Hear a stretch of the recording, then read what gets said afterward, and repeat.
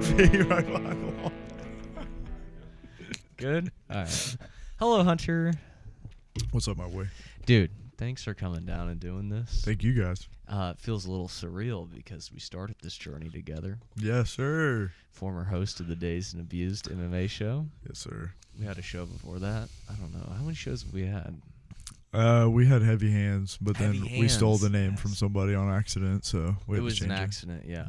You know, this Solve4y, actually, we had to steal it too. But it was, again, an accident. But that show ended. It was, but kind of ironically, it was a poker podcast. They haven't done an episode in like 3 or 4 years. Solve4y. Yeah. Okay. Isn't that weird? That is weird that it was, like, you didn't do that on purpose. No, obviously. no idea. And Okay, honestly, I looked a bunch of stuff up. Well, so we did Solving for Y, but he was making a logo. And when you put the G for Y together, it looks like Solvin' Gay. So, y'all should have done that. That would have been lit. yeah, so then we had to change it to Solve, and then once we started looking up Solve, we were like, oh no. And there's no platforms that have anything from this poker except for YouTube. Okay. But they Kinda like even Heavy Hands, have too. a final episode like, hey, this is it. And like, I think we got the domain, and it was available on YouTube, Solve4y. So I don't know if they spelled it differently, but every handle was open. So I felt good taking it. What was the purpose behind the Solve4y? Like where'd that come Well, so first I was going to do a political show called Solving for Y. I was just going to do it from my house, you know, like kind of Okay. Fuentes Solving style, for like Y, just yeah. recording myself, like I like monologue. the name for that too, kind of. Right. And then it was just such a cool name that we just kept it. And so now it's kind of pivoted Yeah. into this record anybody, anytime. Do we have a name right now? Is it still Solve4y? Yeah, this is the Oh, Solve4y okay. No, show. I thought you were saying you changed the name again. Okay. I No, was like, no, okay. no. Thanks for doing your research Yeah. before you came here. Well, no, I knew it was Solve4y, but I thought you were saying yeah, that you yeah, changed yeah. the name again. But okay, No, okay, so you guys do own the name and the domain and all that Solve4y. Yeah. So it's yeah, permanent. yeah. Okay. Hell yeah. We got it. Bet. Okay. Yeah. No, that's sick. Okay. Bet. Until like a cease and desist shows up or something. But yeah, we have it now. We do have the domain. I think our website went live a couple days ago. Hold on. Hours ago. Side note, Cole, for those of you who don't know, is my partner at work. I'm an EMT and he's a paramedic. He posted some derogatory terms about the government the other day on Facebook, and literally had the Department of Homeland Security show up to he lives with his brother and pays rent, and they showed up to his fucking house. No one was there. They knew he was there alone. Knocked on the door. Hey, is this Cole so-and-so? He was like, yeah. He was like, we have this letter for you. It's a cease and desist. You can't post anything about the government or whatever the fuck he said, on Facebook. Blah, blah, blah, blah, blah. Anyways, I was like, damn, they're really watching Facebook like that? That's crazy. Well, do you know what he posted? It was death to ICE agents. Oh, I yeah, think well. it was something like that, but it was death to all ICE agents or something fucking crazy. But You can't make a death threat. yeah, but yeah, he's pretty Well, I'm proud of the government then. Thanks Yeah. for showing up. Because if Stand someone up. that says kill Noah online, I want them to show up to that person's it's house. cease and desist them. Yeah, I agree. Yeah, That's I a don't good know. point. Is that a cease and desist? I think a cease and desist is for defamation. Okay. But whatever, they But showed yeah, up. they pretty much just told him to fucking stop, and it was pretty funny. I was like, damn, you better chill out on Facebook. Speaking of, did you see that viral video of the girl on Snapchat who she's in a classroom and she takes a pic of her kid. She's a student teacher, and the kid shut her laptop and deleted a whole assignment. So she sent it to her boyfriend. She didn't post it, sent it to her boyfriend and said oh, I'm going to kill this kid. And the FBI sends the local law enforcement, within minutes of her posting this, local law shows up and says they got the tip from FBI. That's crazy. So all these people sending nudes on Snapchat need to chill out. Damn, I better go. Yeah, delete my shit now. delete Snapchat. I mean, I'm sure they're all like that, but also Yeah. that's crazy that she sent a personal post and then the FBI got wind of it within an hour. And yeah, well, I mean, I've heard that they red flag certain words, whether it's in text or Facebook, whatever. If you, oh, dude, what's it even in that movie Seven, which this is like a real thing, probably, you know, love that movie. Yeah, dude, it's such a good movie, but like it just makes you think. Morgan Freeman's character, he's like tells Brad Pitt, the FBI red flag certain words or in certain books. So like if somebody checks out a book from the library, like for instance, I think the book he uses, for instance, is Mein Kampf, the Hitler book or whatever. People who check that out get red flagged into the system. Like a database basically, and the FBI forever like has your name after that. Stuff like that, like how to build a fucking bomb, like stuff like that. I don't know. There's probably like also like a collection of books. If you check out a collection of certain books, then they probably like red flag you. Stuff like that. But like that was, I mean, that movie's made what, like 1999 and or whatever. Is it that old? I don't know. 99, 2001, something like that. But either way, like this is 2026. You know what I'm saying? So like, I mean, it's got to be like pretty in depth now. I'm usually fucking a hitter with movies. We'll see. 95. Wow, I was off actually. No, that's a great call. I would have thought it was like early 2000s. Man, it's filmed pretty good.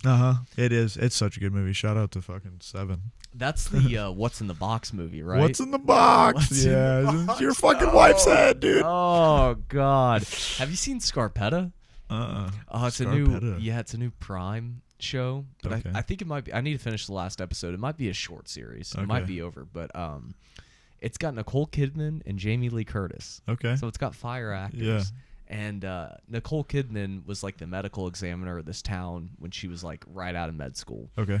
She solves this crazy. Even though she's like 50. Currently? Wait. Oh, how old is it? Well, no, it's brand new. That's what I'm saying. Even though she's like well, 50. it plays perfect because right out of med school, she's the medical examiner, and she helps solve this like crazy serial killer that like cuts people's heads off and hands off and like ties them up. Then she has to like retire, not on her own terms. I'm gonna watch that tonight, probably. Oh, dude, it goes by so quick. Bet. It's like 2 a.m, and it's one of those ones where you're like, I'm just gonna watch it. Hey, baby, I'll be awake. Yeah. Oh, yeah, you will be. But then she comes back to retire on her own terms because she's like, I don't want to do this. Right. So now, like, her age is fine for the show because now she's on her second stint. For the curtain. And oh yeah, she comes back for her second stint as medical examiner, and they have a case like a copycat. Yeah. Well, then they realize they didn't solve the murder correctly. And they didn't. Yeah, so they don't have the right guy. Oh, bro, but it's kind of like I mean, this is like a remake, but Hannibal is kind of like that. It's just a TV show. It's like Silence of the Lambs, but it's a TV show spinoff, and it's like gruesome murders and shit. And they have this like, you know, psychotherapist dude like helping Hannibal Lecter and whatever. It's like Silence of the Lambs, just a TV show. That kind of reminds me of it, but that's like super old. I watched that like in 2015. But Scarpetta, I'll have to check that out tonight because like that'll be something me and Ryan can watch together. That's fire. She likes that type of murder mystery stuff. I can't get her to watch nothing else besides like Love Island, so whatever. Oh, dude, that thing is so terrible. Yeah, bro, I can't stand it really. Girls love that.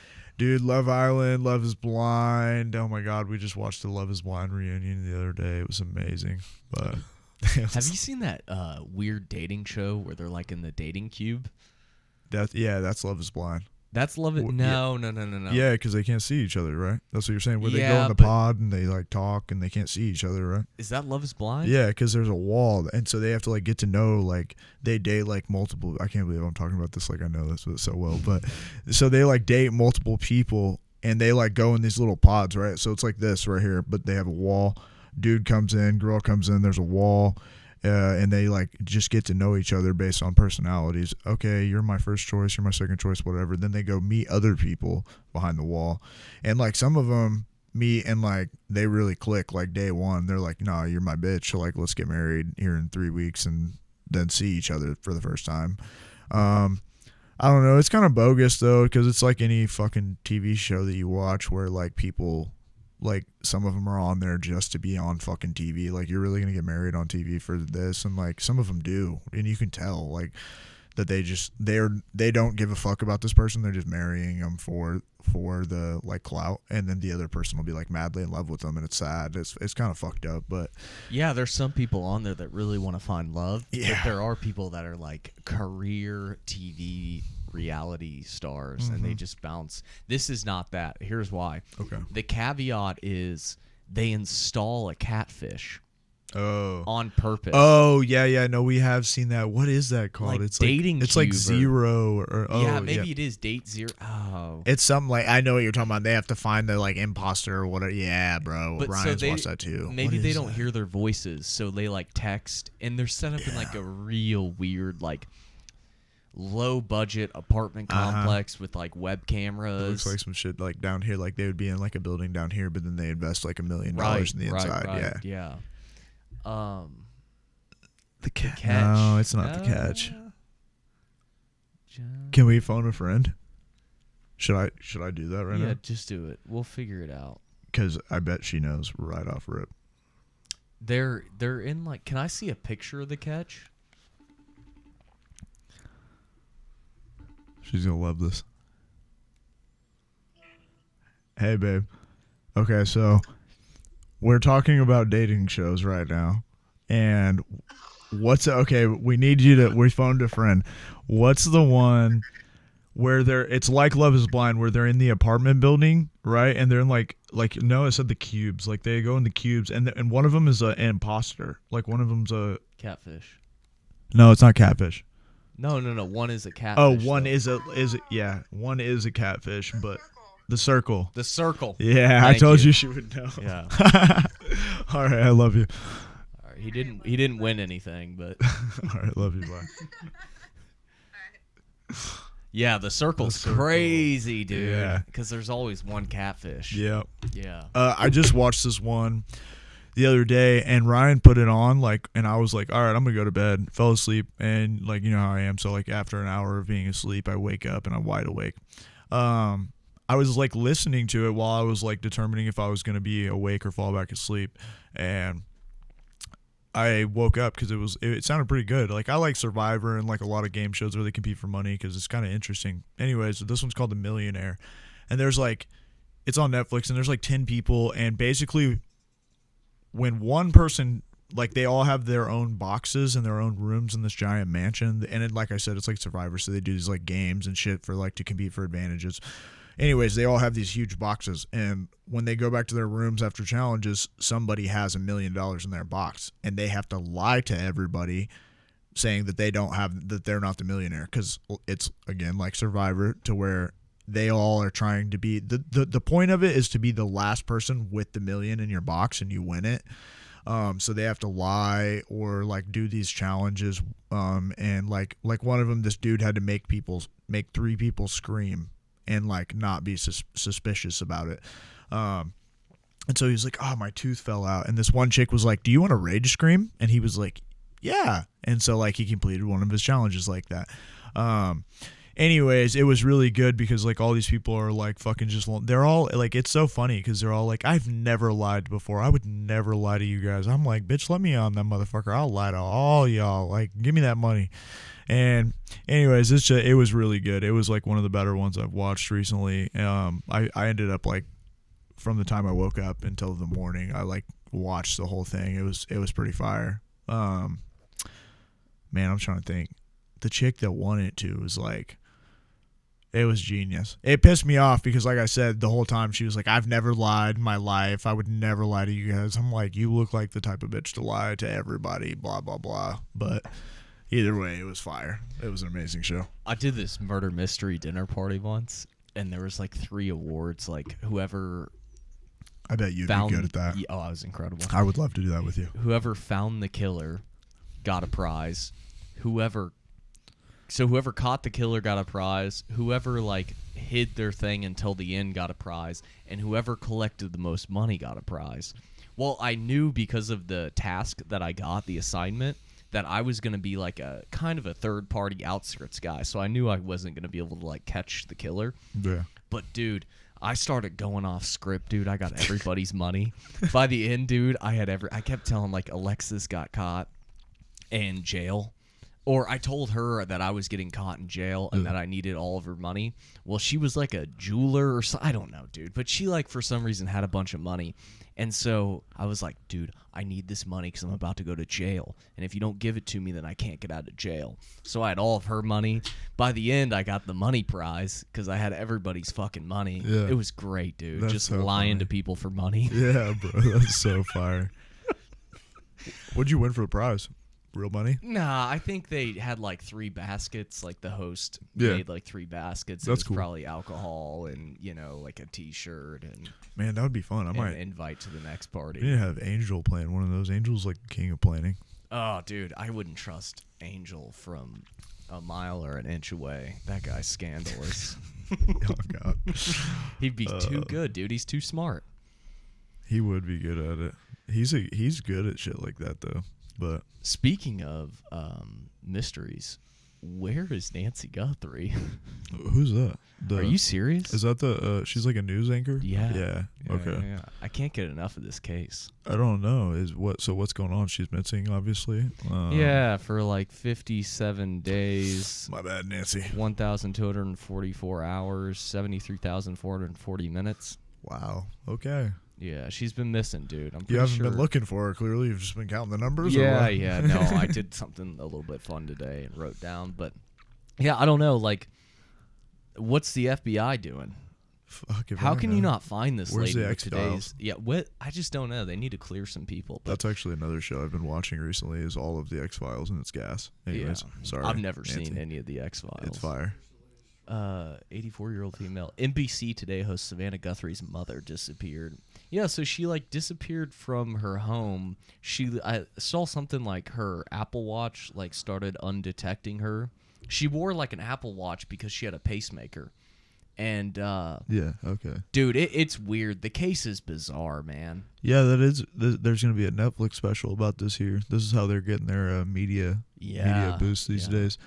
Man, I don't know. You would think that stuff like this, like, I mean, we make movies. We find kids get kidnapped pretty ASAP, they say.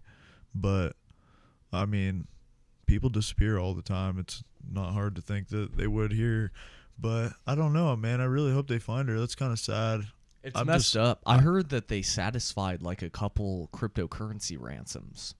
But it was just do like this? smart people, for lack of a better term, that like were like, hey, let's send a ransom. They had nothing Yeah. to do with the case. Yeah. And I heard that they kept it up under wraps, but I heard they like satisfied some of the ransom. New details one day ago. I bet you there's no new details in this. Yeah, that's kind of sad, man. Investigators have specifically been asking about during their search, and that the Guthrie family also noted as a key day in a new statement shared over the weekend. The sheriff tells NBC News the date initially came from Google, the owner of Nest, which has been helping retrieve images from Nancy's doorbell camera. He says the company initially told investigators that this surveillance image of the suspect, where unlike in the others, he does not appear to be wearing a backpack, was taken on that day.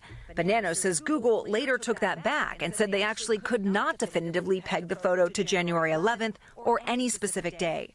He says it's for that reason he has maintained that it's still unclear if the suspect visited Nancy's home prior to the kidnapping on February 1st. That's her home. May have. Looks like a shit And we're box. still looking into that. So I just can't I mean, say it with does. They're like, what's going on with the Oh, roof? yes. On this day, this So they saw that guy a couple days before with a ski mask, but they can't definitively link that. Like, obviously, that was the guy Yeah, that's scoping kind the of. house, but because he doesn't have the NBC News has reached out backpack to he Google, had, but not heard back. The FBI has We agree also that's not like a commented horrible on the roofing timeline. scheme, right? Like, they're even in if- Arizona, though.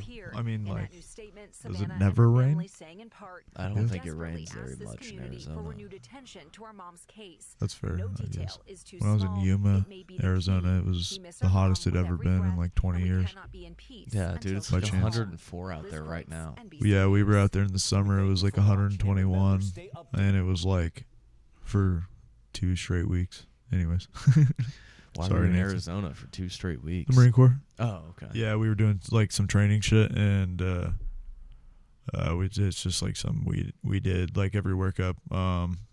But it was so hot that we had tied our tarps, our like polyester tarps to the fence and staked them in the ground, and then we'd sit like at a, they were at a 45-degree angle, and we'd sit in these little tiny chairs under them, but then the polyester would heat up from the sun, and so it was like we were sitting in ovens, so we could either sit in a 140-degree sauna or go play football out in the sun. So we would just play football for like 6 hours, and it would be like 120 degrees, boots and utes, and we'd be fucking each other up. I mean, like, hit sticking each other, bro, but it was fire. Like, it was like one of the funnest like backyard games of football, but like for like 3 weeks we would just play football and fucking shoot guns. It was badass. Could you shower at the end of the day? No showers. God. There was showers, but like only at base camp. So like, I mean, if we were in the field, like, I can't remember if we were in 29 Palms or in Yuma when this happened, but at one point we were on a field op just training, and they have like these big water buffaloes, they call them. They're just like a big giant can of water, and like for everybody to fill up their like poncho liners or whatever the fuck they're called, camelbacks, and canteens and stuff. But it ran out, and so for like 2 days we're just sitting in the desert with no fucking water other than like what we had filled up. And so like, I mean, literally a camelback and 2 canteens for 2 days of water, and it was like so bad by the end of it that I was in a mortar platoon, and I was a boot at the time, and my squad leader Mixon was like having it like they came to pick us up and shit, like it was the end, but we were so dehydrated by then. We were all like aggravated, everybody's pissed off. So Mixon tells us to like pick up the gun and shit, and I'm like, oh, like there's another boot on my gun, his name's Shelton, and he's a lazy bitch. Anyways, I'm the only one carrying fucking gear to the truck, and I'm like, Shelton, get your goddamn ass, like, come on, let's fucking go. And like, I just kept egging him on. Anyways, like, he picked one fucking thing up, and we both like had a piece of gear in the hand. I set my piece in the truck. I'm like, thank God you started fucking helping. He said, I had enough of you, Vaughn. Threw down the base plate and fucking punched me in the back of my Kevlar in my head and broke his hand. And I laughed. I was like, you're stupid as fuck. And then walked off and picked up another piece of gear and put it in the truck. And while he's sitting there like, oh, my hand. Oh, bro. I was like, yeah, now you're thirsty and your hand's broke, retard. Did he get to go home after that? Fuck no. We had to wait for the truck like everybody else. Oh, we're in the middle of the man. desert. You don't get to go nowhere, fucking idiot. He got kicked out for huffing air dusters. He got kicked out of the Marine Corps for huffing air dusters. Idiot. My uncle, dude, he was a clown, but a great guy. Well, he wasn't a great guy, but he told me a hilarious story. I think he was playing college football, maybe, but he was getting into it with some guy, and he had like a real high pitched voice. He's like, I told that motherfucker, I said, let's go right now. And I guess he threw off his helmet. He goes, I fucking hit that motherfucker so hard. He had his helmet on, broke my goddamn hand. I was out for the rest of the season. Hell yeah. I got kicked out of a game for fighting too. We were playing Carney, and bro, the funniest thing is getting kicked out of a game for fighting when you're on the shittiest team in the league. Like playing at Sherman, bro, we were terrible. And I remember this kid, it was my sophomore year, and like I played varsity, but like I like Jeff Floyd, like he let me play JV, or I don't know, I probably wasn't even that good. I really wasn't even that good, so I played like all of them. But they were whooping us, and this kid, this like linebacker, was like throwing around our linemen. I don't even remember who it was. It was like Dane. It was like literally like we were talking about. It was like Dane Garcia or like somebody like that. Like they were kind of getting the action. I tried to break him up, and this dude slaps me, and I didn't have my helmet on. Dude, I grabbed his face mask, pulled his ass in the ground, started fucking beating his ass. Like I started punching him in the stomach because I'm not stupid. I wasn't about to hit him in the head. And so like it was like a little never back down moment. It was hella funny, and I got kicked out. And I remember like, dude, like everybody on the side, on the Truman side, was like cheering and shit. It was hella fire. My dad was like, "You're a fucking idiot." You had already boxed at that point, right? Yeah, a couple years, but it was like, I mean, it wasn't even like a real fight. I like hit him a few times and we got broke up, but it was pretty fire. You get suspended for school for that, or no, just from the game? Yeah, and it was like fourth quarter. Like we were all, like I said, we were like losing like 20-0, probably. Like it was German football.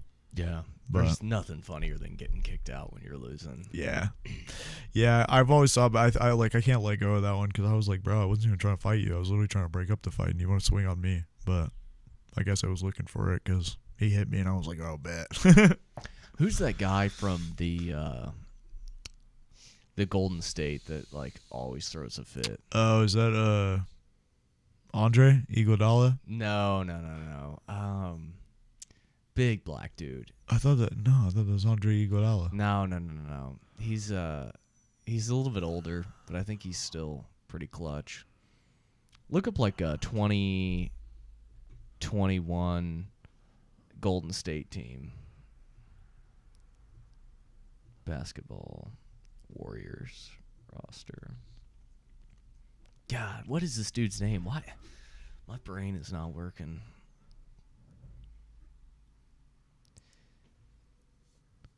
I used to shine bright like gold. Oh, Draymond Green. Oh yeah, no, yeah. Always throws a fit, Yeah, dude. no, you're not Every wrong. game. I mean, I feel like he's got the most ejections in the league. I forgot. Maybe it was Draymond. I was gonna say it was Andre that I was thinking that I saw his tweet the other day, but it probably was Draymond. Anyways, it was like a Facebook meme or whatever on Facebook, and it was like Draymond was walking out of some youth camp, and this mom was like, "My son plays just like you," and he was like, "Your son sucks," some shit like that.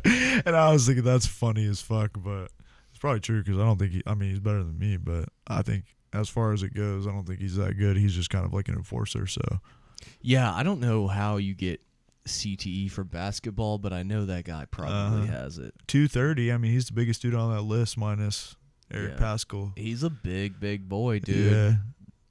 What is that? 6'6"? That's what they're saying his height is. Well, shit, he ain't that big. Isn't LeBron like 6'10"? Yeah, I mean, LeBron's a monster, but he's got to cut his hair.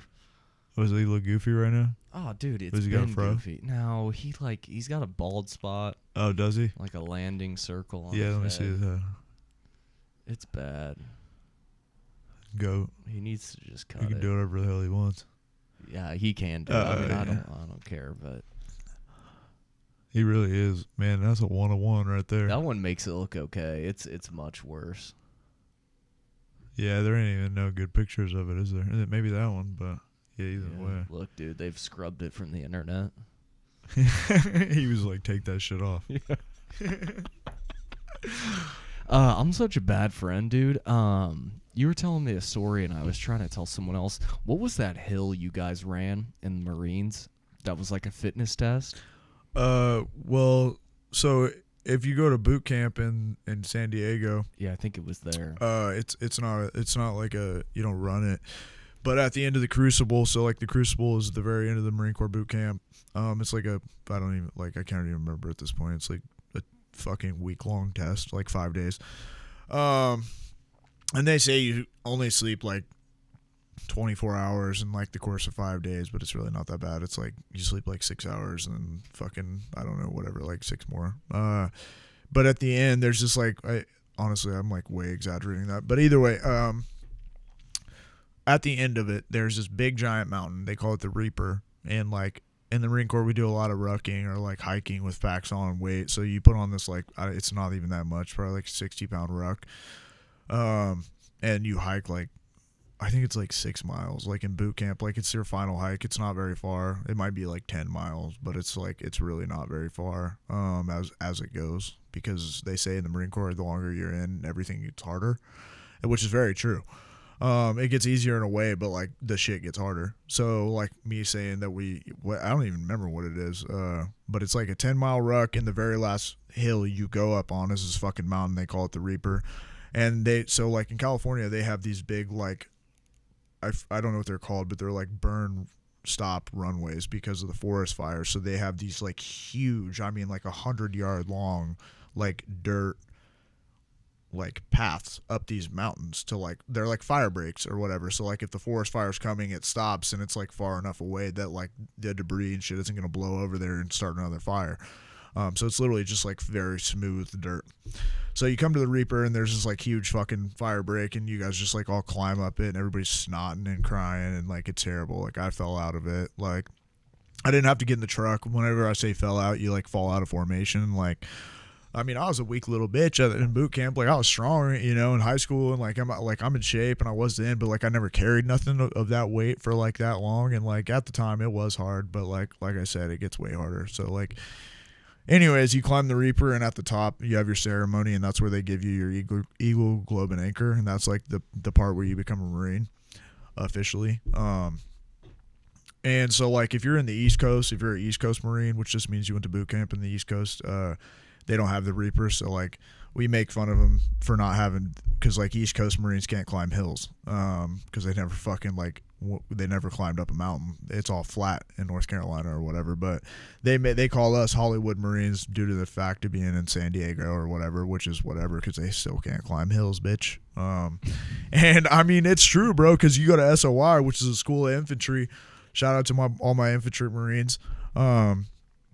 So like you go to the SOY and you're either going to MCT, which is Marine Combat Training, or SOY, School of Infantry. And everybody does 1 month there, whether you're in the infantry or not. So we all do this first 1 month package where you get like basic, taught how to shoot a gun and fucking blow shit up a little bit. Like you might throw a grenade or whatever, but like one. And then the dudes in MCT, like they go on and go to their like their like prospective school, like aviation or mechanics or fucking whatever is gay, like learn how to type on a computer and never shoot again. Like I don't know, I was in the infantry. So once you finish your first month in the infantry school, then you go to your specialized school, which is like the next barracks over, and you learn how to fucking shoot mortars or reload machine guns all day, like fucking load tow missiles and blow up tanks, like all kinds of shit like that. And also in infantry school, you hike all the time. You get like a 70-pound ruck and you hike 10 miles is your first one or whatever. Or 10 clicks, excuse me. I think it's clicks. 10 clicks. And then you do a 12 click. And then you do a 15 click. And then your very last one in infantry school is a 20 click, which is 12.2 miles. And that one's very hard. You do it along the Alpha Shelf, which is in Camp Pendleton. And I mean, it's like up a mountain, down a mountain, up, down, up, down, up, down. You're rolling your ankle, you're falling, blah, blah, blah. Not to mention, if you're just like a regular infantry rifleman, then you like have your pack and your rifle, and you might have like a SAW or like an IAR, which is like like more of a machine gun than like an M4 or M16. But anyways, then if you're a machine gunner, you guys are carrying like 50 cals or like 249s, like that's another 25 pounds you're carrying. If you're a mortarman, you're carrying a bipod, a base plate, or a cannon for 12 miles, and those all weigh. Like once I get tired of carrying one, I pass it off to my buddy. Once he gets tired, he passes it off. But then I got to think, if I pass this base plate off, there's a fucking bipod coming right at me. So it's like you have a piece of gear the entire time. Not to mention dudes are falling out, like dudes who are not made to be in the Marine Corps, but they get fed through the cracks. Little skinny fucking shrimps that like, he's skinnier than me, or like weak, like just mentally weak, can't fucking do it. Physically incapable of doing it.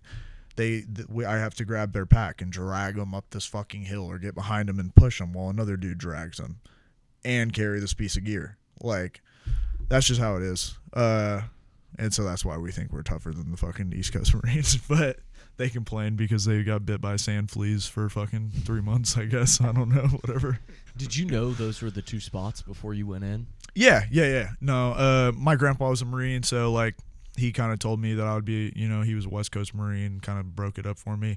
I also was in the delayed entry program, which is like a junior Marine thing. Like I knew I wanted to be a Marine from the time I was like 15 on.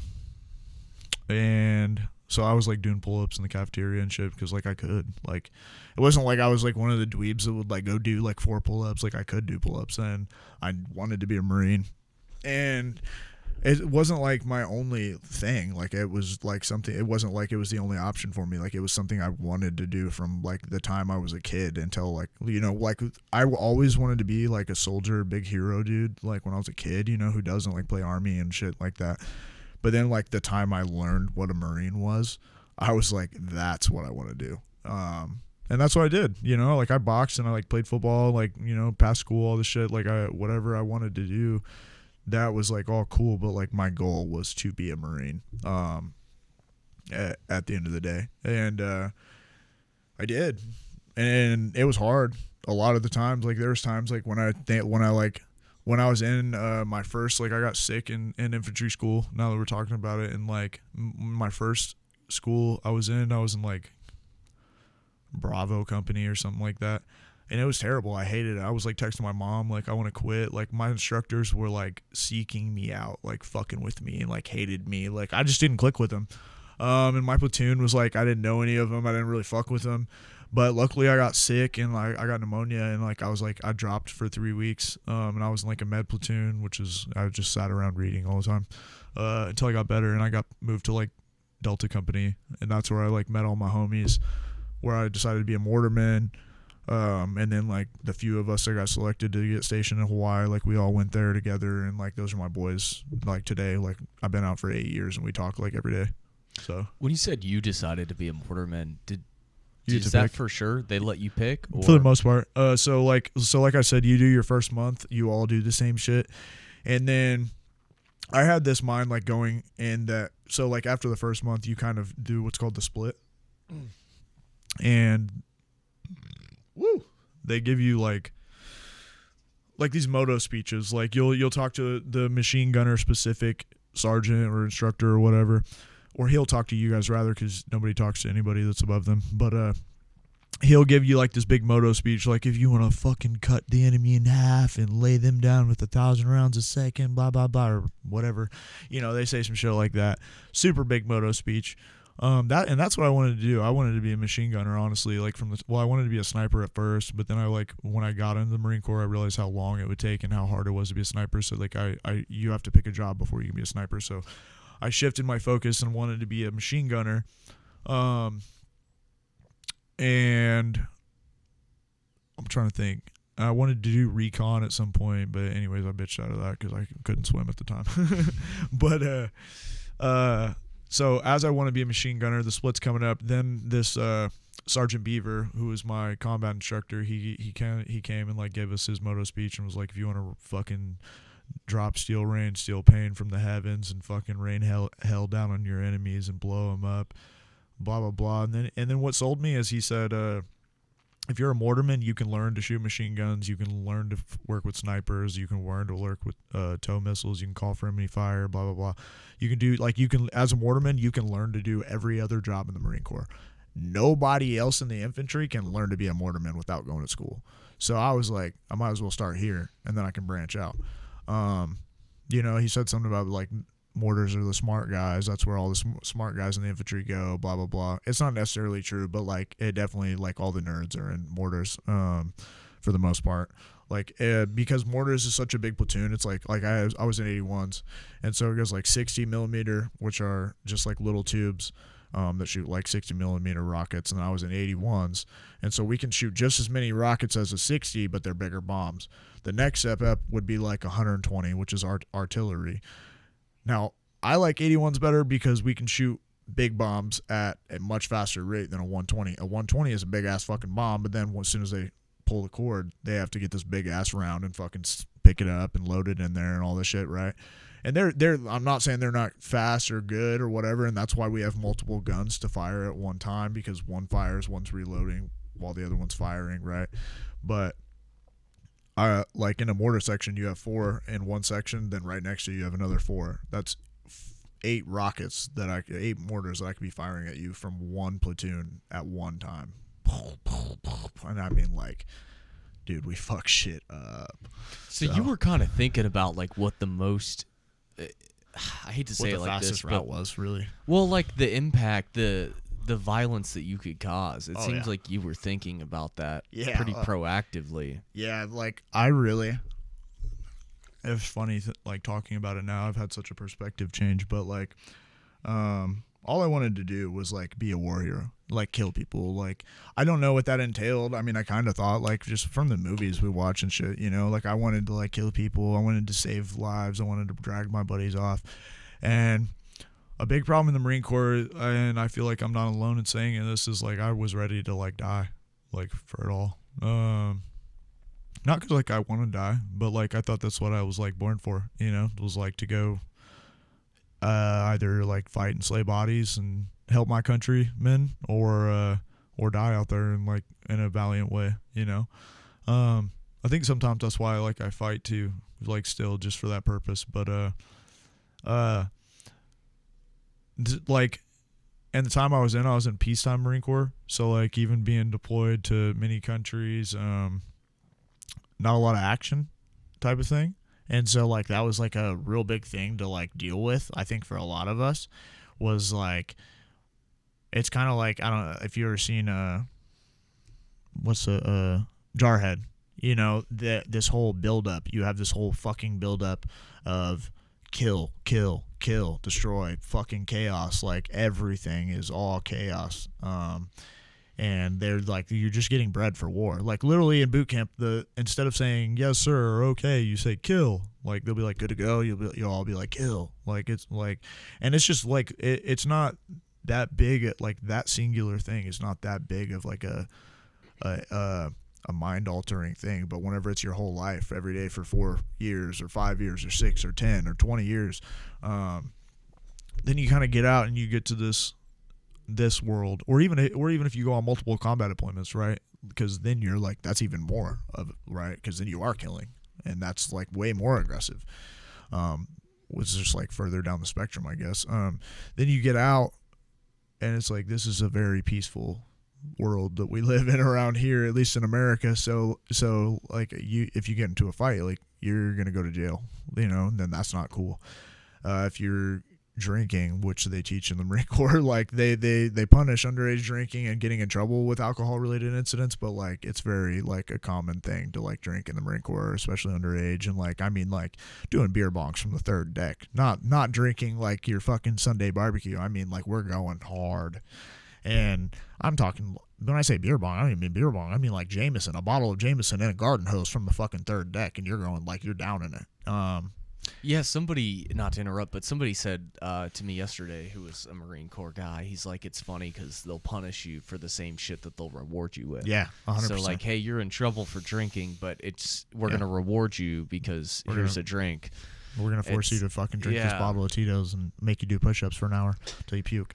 And I don't know. It's just, I mean, it's shit like that, bro, that like it doesn't really like it the situation I'm in now, bro, is like, it's just like that's shit that I was raised on. Like I was a young man. See, that's why like I don't think like even being 18 is like a man. Like you got to be like 25, because like you don't really grow up. Like you might make good decisions. There's men out there that'll make good decisions at like 18, 19, 20, 21, right? But like, dude, we were really like, I really didn't understand how undeveloped we can be mentally until this age. Because, or maybe, I don't know, maybe it's just experience, maybe it was just me, I don't know, but like that whenever you just kind of grow up in that way, like you learn that that's okay and that's how you behave. And there's, like you said, there's like, even though I'm getting in trouble, like there's still positive rewards coming from it. And so like it teaches you the wrong way. And like, I don't know, like moderation is really like key in anything, right? But like there's no moderation in the Marine Corps. Like it's fucking, you go hard all the time. Everything's hard. You're running hard. You're doing push-ups until you're dead. You're shooting all your ammo. Like, yeah, I mean, who can carry the most? Who can drink the most? Who can eat the most? Like it's literally, it's just like balls to the wall, which I love that shit, but it also teaches bad habits, so. Yeah, I mean, nurture can make you make good decisions between 19 and 25, but like, you know, science says your brain's not fully formed. So really, how can you make a great decision at 25? But if you've been making all the wrong decisions and now your brain's fully formed and you're 25, but you've been making piss poor decisions for 5 years, I mean, what do you expect? Yeah, it's easy to keep down that same path, and I don't know. It's pretty hard to like have a good shift of focus too. Like I feel like a lot of people. Like I was thinking in my own reflection of myself, I was thinking here recently, you know, like addicts or like people who make a bad decision all the time, like whatever it is. We all know for the most part, you know, like what the right answer is, what the right thing to do is. Like drinking and driving is a good one, right? We know that we're not supposed to drink and drive, but how many of us do anyways, right? Like we know the right thing to do. We know that like cheating is bad, right? Like, cause that's like something that we get taught like from an early age, right? Like these are, or not to kill, but like people do it. And it's like at the end of the day, whenever, like if I'm fat, I know probably at this point, if I'm fat already, that I probably shouldn't be eating KFC and McDonald's every day. I should probably exercise for, what do they say? At least 60 minutes a day. Like we've been getting told that like our whole fucking lives, right? And I'm not saying everybody in the world is exposed to this experience, but in the world that we live in around here, like, it's not like at this point, if you're playing dumb, like, it's your own fault. You know what I mean? Because, like, at this point, there's not a lot of people around here that could be like, I was never taught to exercise for 60 minutes a day or to eat broccoli and chicken and rice and not fucking McDonald's 24/7, like, things like that. And I think that, like, a simple-minded thinking, like, deep internally, I know that I shouldn't be eating McDonald's, right? But I'm going to because it tastes good or because I'm going to find these excuses. And it's like, that transpires to anything bigger.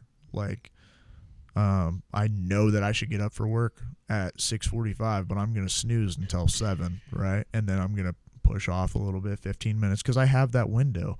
But it's like just executing those things whenever we really just got to be real with ourselves. And, like, I think that we hear a lot about like doing internal checks or self-reflection and, like, you know, thinking before we act. Like, those are the things. Like, it took me a long time to, like, be mindful of my actions. Like, my 4th grade teacher told my mom I was impulsive, and this is a very, like, vivid memory. I remember because my mom is, like, still mad about it to this day. My 4th grade teacher said I was impulsive.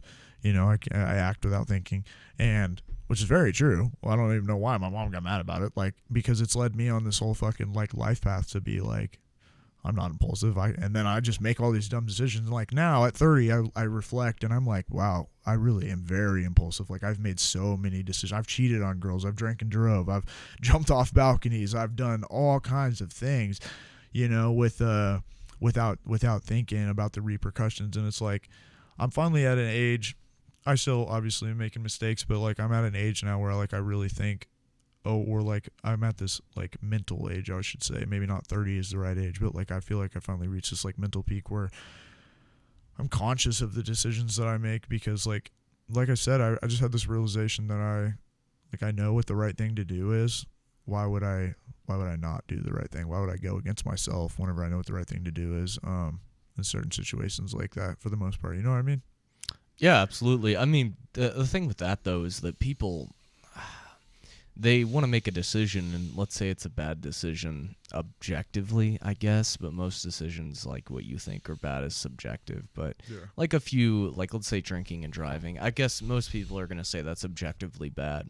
But, like, you might think, okay, yeah, this probably isn't a good idea, but the worst that happens is I get pulled over and I'm drunk, but I'm okay to drive.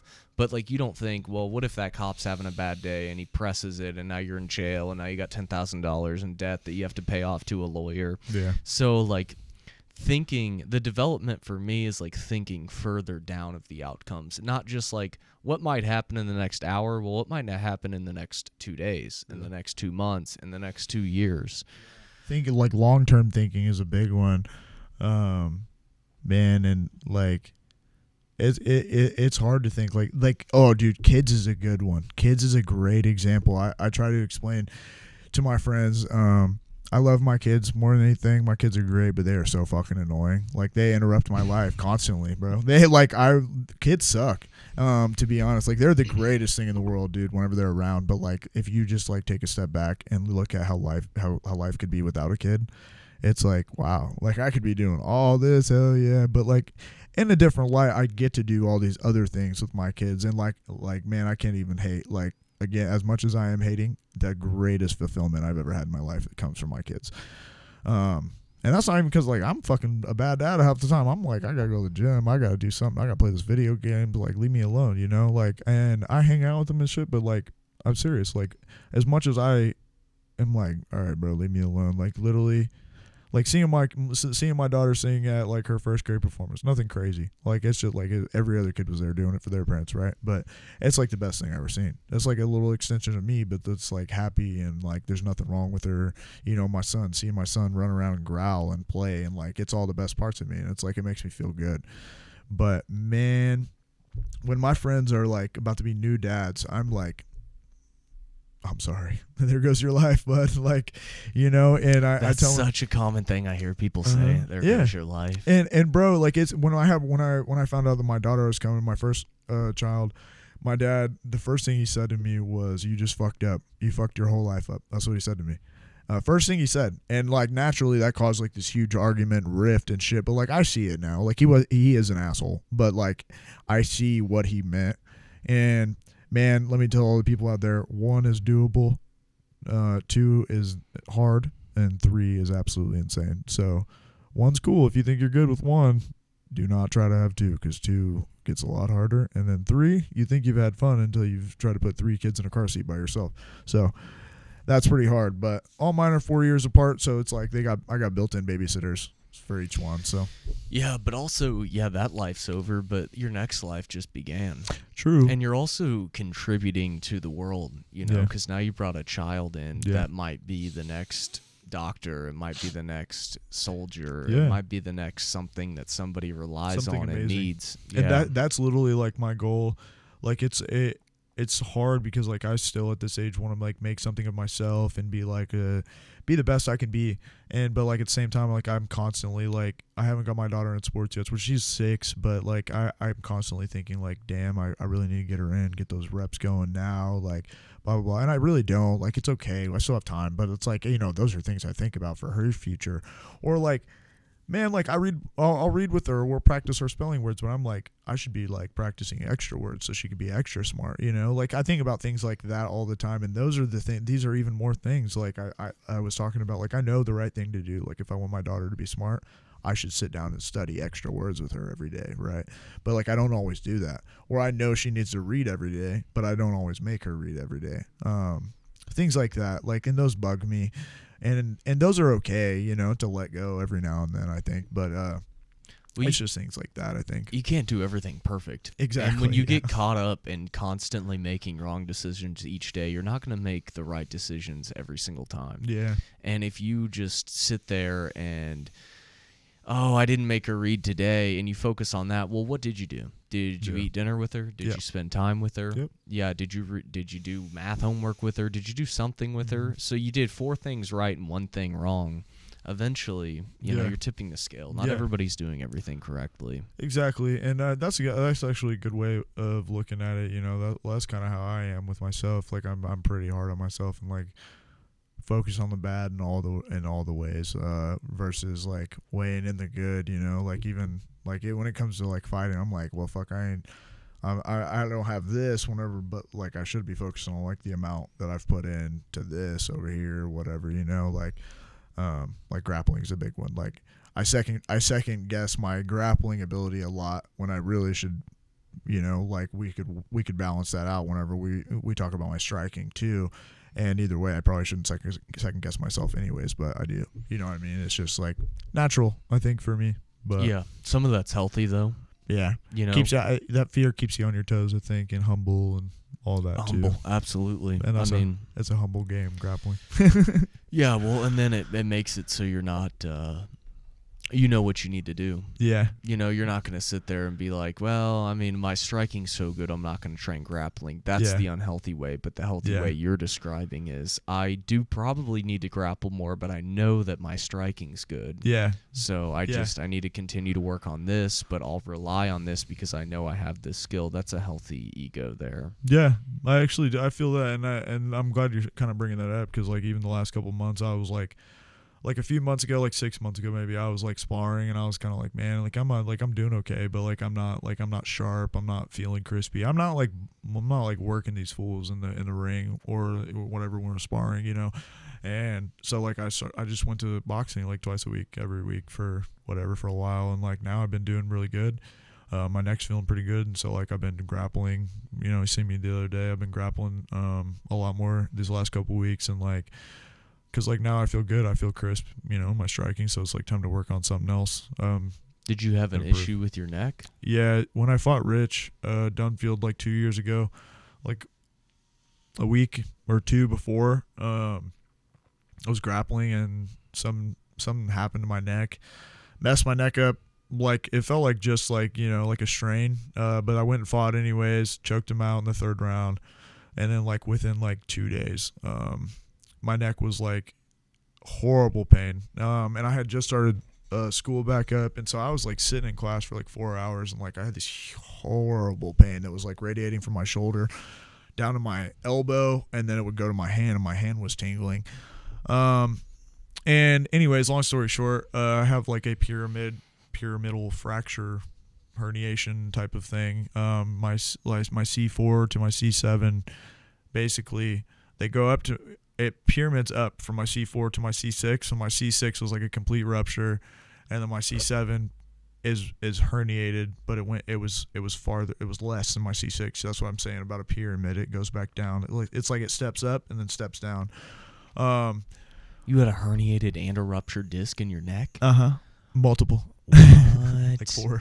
And what was the treatment plan for that? so they gave me a shot, like a corticosteroid shot in my neck. Needle was like 6 inches long. It was pretty cool.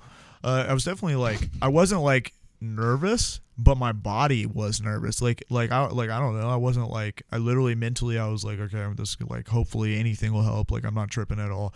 But dude, it was kind of crazy. Like in the waiting room, I started like getting the jitters, like shaking. Like literally my body was like panic. My body knew what was going on, and my brain was like, holy fuck, this is about to suck. But like in my mind, I was like, this is like, I literally was not scared at all. I don't know, it was crazy. It was it was a really cool experience to experience in my body and kind of see how the body works in that way, because I was like literally mentally, like I'm saying, I was not worried about the shot at all. Like I didn't think they were gonna kill me or anything, or like defect or nothing. Like literally I was fine, but I just started shaking. Like my body was like, oh fuck. Anyways, they gave me the shot, and for 3 weeks my neck almost hurt worse. Like literally it was oh my god, it was so bad. But then it got better. And for like about a year and a half I kind of battled like grappling. I would come grapple, oh my neck hurts, I would stay out for 2 weeks, come grapple, oh my neck hurts, all right, fuck that, I can't do that, I'll go spar. Then I was like sparring for like a couple like weeks straight for like a couple months, and like hitting boxing, and then like I grappled and fuck, my neck hurts. And I don't know, now I'm finally at the point where like I've grappled, like 10 times over the last like 2 weeks, and maybe that's like probably a lot, but like 5 or 6 times over the last couple weeks, and I feel good. I've been lifting a lot too. So I want to shout out Collis Stutzer. He's my strength and conditioning coach. He's my dog. We've been friends since high school. He's also like an influencer, podcaster. He's developed some clothing of his own. You're a podcaster, brother. Yeah. Oh God, he's my boy. That sounds just like him. But man, not like calling like Nate Diaz. Well, he basically tailors my workouts. Like I had some experience like working out and lifting and stuff like that. But I just told, like, he's based out of LA. He's from Kansas City, but he's based out of LA, and so like we have like an online like coaching program, and so I use this app every day. And I'm honestly probably like one of his least favorite clients. Like he probably loves me as a friend, but like I'm sure he hates me because like I'm hit or miss, man. It's hard, especially like when I was in medic school. I told him actually, so let's back up. I told him when we first started, like we were just chit chatting about like working together, and like I was like, my neck was still hurting real bad, so like I had no idea like he was planning on like starting that day. And I was like, okay, bro, like my neck's hurt. Like, I don't know how much I can do. And like over the last 2 years I've worked with him, like I'm so thankful because I've lost a lot of weight. I was going to say I maintained, but I did lose some strength at one point, but that wasn't him. That was really just like me being in clinical, not fucking eating. And like, that's why I say he probably hates me, because like I was like, I'm very hot and cold. I have like streaks where I'll like hit like 3 sessions a week plus the cave, blah, blah, blah, blah, blah. And then I'll have like 2 weeks where I don't do anything. And it's just like life. Like I'm so bad at like structured planning and like organizing and calendaring, because I'm like the person that like a task like taking a fight is like, it's a big deal whenever I think about planning it and how much I have to train and cut weight and all that. But like if you ask me to fight in 2 days, I'll be like, fuck yeah, let's get it. Like I'll fucking come off the couch and get it with anybody. You know what I mean? Like the longer I have to think about it, like it's almost like the harder it is for me. But nevertheless, over the last 2 years, like he's really helped me get my cardio up, get my strength up. Like I've lost a lot of weight, just being mindful. Like instead of being like a strength and conditioning coach, he's almost become like a life coach. And like he's helped me get better at planning. Using the app, like I check in with him. I can tell whenever I've been slacking, like he can tell, and he fucking calls me or he'll message me and be like, hey, let's get a check-in going for the day. Stuff like that. And I mean, like I said, dude, like I only got the one shot. I've worked with him and that's it. Like it's really, I gotta like shout out him because like he's given me numerous stretching plans, like numerous workout plans, cardio plans, like zone heart rate control. Like he knows it all. He knows it. Like he knows more about the body than me. Like he's a beast for real. Especially. Well, just a different, not modality. Well, yeah, he's got a different modality than me and you would in our career. But what is this something he does pro bono for you? Just because you guys are boys? No, actually, I do pay him. But we kind of have like a partnership worked out because I'm supposed to be giving him, you know, trying to get him new clients from the guys in my gym. And the hard thing is that like a lot of guys who are trying to fight, we're not very stable. Like we're trying to get stable through fighting, which is not a good idea. But right, like if you want to, a lot of people don't understand. If you want to have the time commitment it takes to fight, you're giving up a career almost. Yeah, no, in most 100%. cases, unless you have a good career, like you work for the fire department and you get a ton of time off. Yeah, shut up. I see. But yeah, it's tough, man. Like if that's a journey that you want to go down and you want to be professional at some point, it's very doable. But like, it's so hard. It's very doable, man. It's just reps. It's all reps. Like they literally go do 10,000 fucking double legs, go through 10,000 jabs. Like you're gonna figure out. You know, we've seen in the UFC, like you don't have to be the most technical. Like you just have to have a lot of reps. You have to be good. You have to be in shape, or not good, but you have to be in shape. You have to have a lot of reps so you can have somewhat idea how to throw the punches when you're fighting somebody else or when somebody's fighting back. Right? Like you just have to be used to it, and so. You can't pursue anything else. Like you have to, because there's so many people now in the field, right? Like because the talent level has increased, you have to do more reps, right? Like that's how you're gonna get better if you're not like born fucking Bruce Lee, right? Which nobody is. They do 10,000 reps. Hello, Bruce Lee is the man of 10,000 reps, right? So if you want to be good and you're not at the level of whoever you want to be at that, you got to do more reps until you find a way to be better. Like it's all a numbers game. And so like, man, that's a hard lesson I had to learn going through medic school or whatever. Is like, I took all this fucking time off and tried my best to like maintain, but like, it's not possible. Like you literally, and my time in the Marine Corps took away from my boxing. Like I've learned through the years that like, that's why it's reps. It's all just numbers. And so like if you can be the best of whatever it is in the world that you want to be, like you just have to get those reps in. You can't do anything else. Like I kick myself in the ass a lot because like my mom wanted me to do this, my dad wanted me to do that. All I think about literally from sun up to sundown is fighting. And it sucks because like I'm in such a conflict every day of doing all these other things that don't mean a fucking thing to me. But like I'm trying, my whole life revolves around like me going to the gym. I feed my kids at this time, or I'm cleaning the house at this time, so that way when they get home I can leave and go to the gym. And then I got to go to the gym at this time because I have to come home and put them to bed, right? Or I'm going to gym at noon because I know I have to work overnight. Like my whole life revolves around it, but because I have like kids or so many other responsibilities that I've done to try to work around this, like it's taken away too from fighting.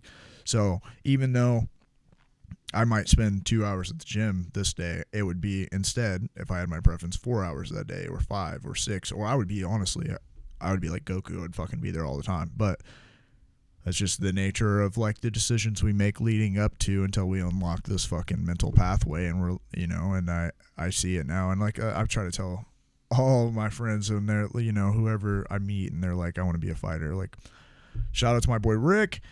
He just won a badass 3-round fight the other day. It was a war at Shamrock FC, and it was his first one. I met this dude at the fire station like 2 years ago. The first thing he said to me was, I want to be a pro fighter. Like he knew I fought and blah, blah, blah. He was like, I want to do this really bad. I was like, bud, you better start training. Like you better start right now. And he was, but like at a gym that, you know, I was like, no disrespect to them, but I was like, you need to come to our gym. Like trust. If this is what you want to do, you need to come here and you need to start training. You need to start training now, a lot. You don't need to. He was a jiu-jitsu kid. I was like, you need to start boxing. You need to start kickboxing. They hit back whenever you grapple them. Like this ain't a joke, bro. Like we're fighting, and he did, and he trains a lot. And like I told him after he won his fight the other day, I was like, if you want to be a fighter, what you just did, that's how you do it every day, and you can't quit because it's easy to be like, I got to go to school for 4 months, right? Like I did. I was like, I'm going to go be an EMT, right? As soon as I was done with EMT, it was so easy for me to just hop in medic school and think that like I could handle the, balancing it all for a year and a half or 2 years, and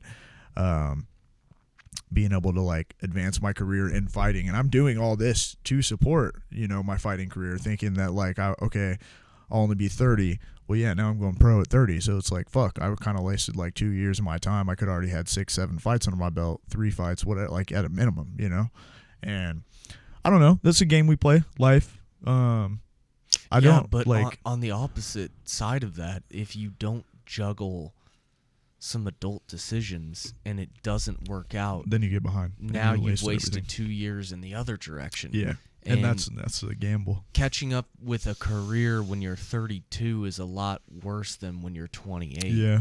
Or catching up in your career when you're 28 than if you were at 26. The sooner you can get a career is safer, but it's not ultimately. Sometimes it causes a lot of distress within you. Yeah. And I can see that, in a lot of people, because they do have the talent. Most of us have a talent that could, but it's what do we want to do and how much effort are you willing to put in, and to see the results that you've had, to know that you could do it, but you still have to make decisions that are going to kind of override your acute needs. Is you have to have a job, you have to work, you have to make money. Yeah. Even though you probably could make it. Yeah. That's got to be tough. It's got to create a lot of disruption within yourself. Yeah, and that, man, I think that's where like a lot of my internal conflict comes from, is because like I had to go. My problem is like I was doing all these dead end jobs, and it was like my family's not getting anywhere, and at the time like I was doing okay like fighting, but like I wasn't like, I wasn't thinking I was going to go to the UFC or anything really. And so it was like I needed to do something to like make money, like you said, and be stable because I have kids and all that, and like and also be stable enough to where I can go train still. And so it was like I chose being an EMT and fire because that's the perfect schedule to be able to go train, right, and stuff like that. But man, then that was like such a struggle to find. Not before, leading up to that, because it was like, what do I want to do? Like, I'm such a picky person. Like, I hate doing jobs that I don't want to do. I don't want to be a server. I don't like people like that. I don't want to do construction. That shit sucks. It's hard, and nobody wants to go train after they do construction. How many construction fighters or construction guys do you see go to the UFC? Like none. Besides like a select few, and like, I mean, there's nothing wrong with any of it. Like, whatever the job, I'm just saying, like, I didn't want to do none of it. And then I was talking to you, and like EMT fire sounded like being the best thing. And so then it's like, okay, well, now I got to go to school, and then I got to go to school longer and whatever. And it just kind of becomes overlapping. And then the nature of the job itself like school, at least for paramedic school, like school. And then again, the nature of the job, like it can be pretty heavy. So, that was definitely like something to like get used to, and try to like balance the hours, and then like getting used to like people dying like regularly. Like that is a hard thing to get used to. Like people dying doesn't really fuck me up, but like a regular thing, you know what I mean? And like what was weird for me at first was like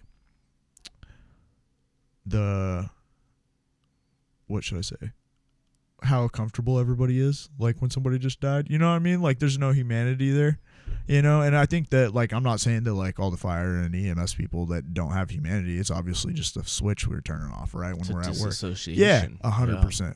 And so that was what caught me off guard, honestly. Was like, not that they're the few people I had, because it was just a few people. I'm not trying to make it seem like it was raining dead people while I was on clinical, but it was like, it really took me aback at first, it was a lot different than the environment of where I work, where it's just me and my one partner, and like it's we're kind of in the moment, being on scene with like 6-7 firefighters or like 2 or 3 other paramedics, and like everybody's just very like cut off from it. It was a weird feeling to get used to.